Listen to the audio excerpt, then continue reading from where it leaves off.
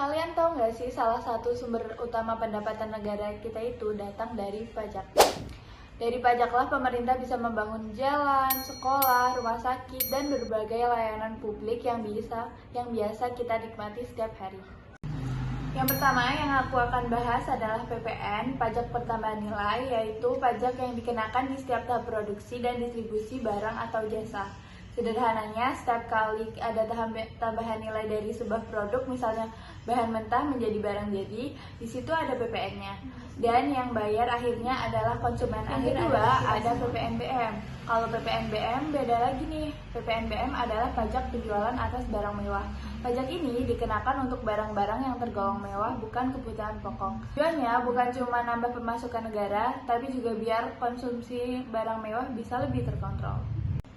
Tapi dalam penerapannya, PPN dan PPNBM punya tantangan tersendiri loh. Mulai dari administrasi, kebutuhan wajib pajak, sampai dampaknya ke perekonomian nasional. Makanya penting banget buat kita paham konsep, mekanisme, dan peran kedua pajak ini dalam sistem perpajakan di Indonesia. Dengan pemahaman yang baik, kita bisa lebih sadar dan patuh bayar pajak karena kita untuk pembangunan kita. Jadi, kali ini kita akan bahas mengenai tarif PPN dan PPNBM. Yang pertama, kita akan bahas mengenai tarif PPN. Jadi, menurut pasal 7 ayat 1 tahun 2021 UU Harmonisasi Perpajakan, yaitu tarif PPN sebesar 11% yang mulai berlaku sejak 1 April 2022. Kemudian naik nih guys, naik ke 12% yaitu mulai tanggal 1 Januari 2025. Nah, kita akan bahas tarif 0% dan tarif 12% nih teman-teman. Jadi tarif 0% sendiri itu ada beberapa macamnya. Yang pertama, ekspor barang atau jasa itu dikenakan tarif 0%. Kenapa sih dikenakan tarif 0%? Yang pertama, ekspor tetap merupakan objek PPN, tapi tidak dipungut pajak, yaitu tarifnya 0. Yang kedua, berdasarkan asas tujuan, yaitu Destination Principle. PPN hanya dikenakan di negara tempat barang atau jasa dikonsumsi, bukan di negara asal. Dan yang ketiga, tarif 0% bertujuan untuk mendorong daya saing ekspor Indonesia, agar harga barang tidak mahal di pasar luar negeri. Dan yang keempat, tarif 0% eksportir dapat mengajukan retribusi atas PPN masukan dari pembelian bahan baku di dalam. Nah, kali ini kita akan bahas tentang tarif PPN yang nilainya itu 12% teman-teman. Yang pertama, ada pakaian jadi dan tekstil. Itu dikenakan tarif 12% karena termasuk kebutuhan primer. Namun tetap dikenakan pajak karena masih bisa dijangkau, yang artinya bisa dibeli dengan harga mahal maupun bisa dibeli dengan harga yang murah. Kemudian yang kedua ada peralatan elektronik rumah tangga seperti TV, sofa, kemudian ada mesin cuci dan lain sebagainya, itu dikenakan 12%. Yang ketiga ada mebel dan furnitur seperti meja, kursi, sofa, itu juga dikenakan tarif 12%. Kemudian ada kosmetik dan perawatan tubuh, itu juga dikenakan tarif 12%. Kemudian ada jasa restoran atau catering, itu juga dikenakan tarif 12% karena dikenakan prinsip mampu bayar, yang artinya mempunyai kemampuan lebih untuk membeli dibandingkan untuk masak di rumah. Kemudian ada jasa konsultan profesional seperti akuntan, hukum, arsitek, itu juga dikenakan tarif 12% karena dia memberikan manfaat atau keuntungan. Kemudian ada jasa periklanan, itu juga 12%, dan yang terakhir ada jasa penyewaan gedung dan perkantoran, itu juga dikenakan tarif 12%. Dan itulah tarif-tarif PPN yang dikenakan 0% dan 12% teman-teman.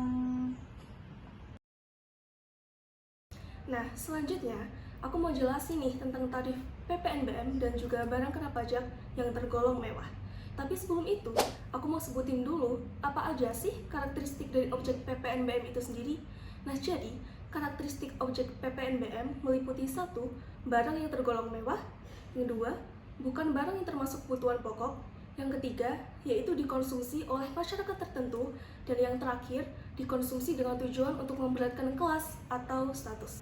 Dalam pelaksanaannya, objek PPNBM berupa barang kena pajak yang tergolong mewah dikelompokkan menjadi 2 kategori, yaitu yang pertama, barang kena pajak yang tergolong mewah berupa kendaraan bermotor, contohnya seperti mobil sport, kendaraan bermotor dengan pengangkut kurang dari 10 orang termasuk pengemudi dengan kapasitas 1.500 sampai dengan 2.500 cc, dan kendaraan mewah lainnya. Kemudian yang kedua yaitu barang kena pajak yang tergolong mewah selain kendaraan bermotor, contohnya seperti hunian mewah, kapal pesiar mewah, dan balon udara yang dapat dikemudikan dan tidak bertenaga oleh penggerak.